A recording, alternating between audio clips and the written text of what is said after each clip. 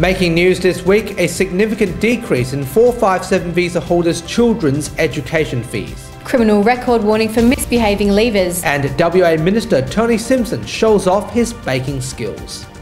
This is the Evening News with Ivan Leung and Danielle Staniskov.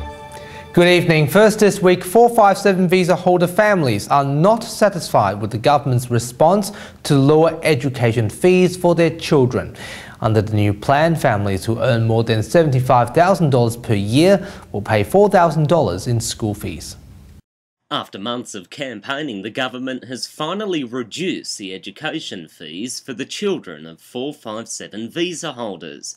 Education Minister Peter Collier released a statement this week announcing that 457 families who earn less than $75,000 per annum will be exempt from paying the $4,000 school fees. The opposition said this should have happened earlier. I'm pleased the government has shown a capacity to back off from that stupid and silly approach that they had. At the end of the day, I think what they've come up with here is reasonable. But Sinn Féin's campaigner Dean Keating said the 457 visa families are disappointed with the government's announcement. Well, the average income for 457 family is $92,000. So, but I mean, that's very tight. You have to remember that they've no social benefits, they've no family benefits from a tax point of view. The group is now planning their next move to lobby the state government. Like Danilczak, WAMN News. Leavers will want to behave this year or risk getting a criminal record. 1 in 10 leavers this year will be 18 years old, which places them at greater risk. It is more complex when you've got 18-year-olds who do have access legally to alcohol. Alcohol will not be permitted in the leavers enclosures where they exist, and all people do need to respect that fact, of course, but clearly the laws do change once people are over 18. It gives people greater rights, but it also gives them greater responsibilities to a large extent, and we want to make sure that they don't have a criminal record for the rest of their life. Anti-shark cull activists celebrated their campaign this week with a meeting at the Perth Town Hall. Meanwhile, the Culling Cup movie becomes the star of the show. Darren McErlain has more. A forum was held at the Perth Town Hall on Saturday to discuss the alternatives to protect beachgoers from sharks. The eco-shark barrier and other safety methods became the talking point of the forum. Today was fantastic. It's a great day for the community to get together because of the fact that the drumlines aren't in the water at the moment. They were meant to be on today, and instead we're talking about alternatives in ways that people can keep safe in the ocean. The group later held a celebration towards their campaign and the delay of drumlines returning to Western Australia.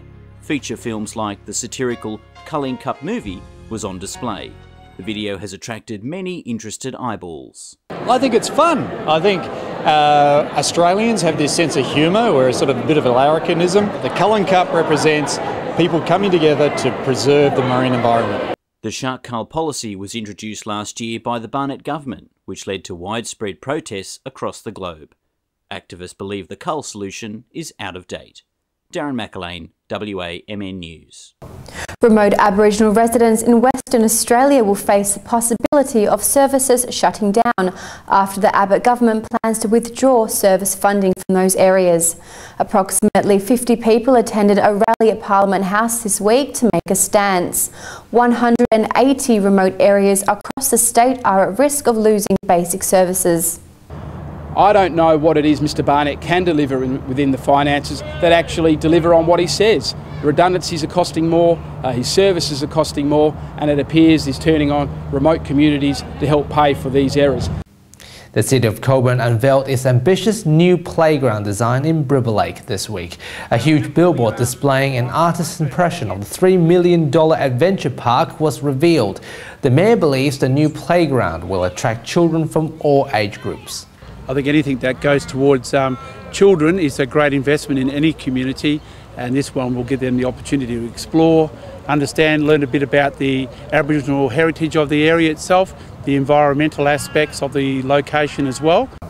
In world news, citizens in Commonwealth countries paid tribute to deceased soldiers on Remembrance Day. In Canada, hundreds of people participated in various ceremonies to remember those who paid the ultimate price. The year 2014 marks the 100th anniversary of World War I and 75th anniversary of World War II. Hundreds of people gathered at Frozen Central Memorial Park, Calgary, to pay tributes to the deceased soldiers despite the gusting snow. On warmer days, we are able to come to play, to rest, to read, and spend time with friends and family. None of this would be possible if it were not for the sacrifice of those who have served. Representatives from different departments of the city and veterans associations so as citizens remember the sacrifice by putting wreaths and placing poppies in front of the cenotaph respectively. The representatives of former residents of Hong Kong tied yellow ribbons on their down jackets when presenting their wreath to support the umbrella movement that is ongoing in their hometown. In Ottawa, Prime Minister Stephen Harper and his wife Mrs. Lauren Harper also attended a ceremony at National War Memorial.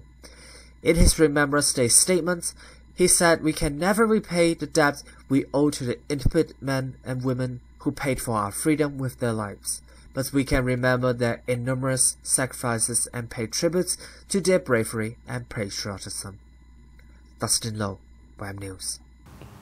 And finally tonight, WA's annual Seniors Have a Go Day has attracted 300 elderly people from across the state.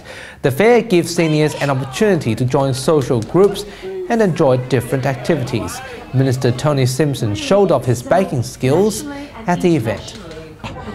20 years profession, 14 years in my own shop, so yeah, it's good fun baking. Cooking in general and food is always the exciting place to be.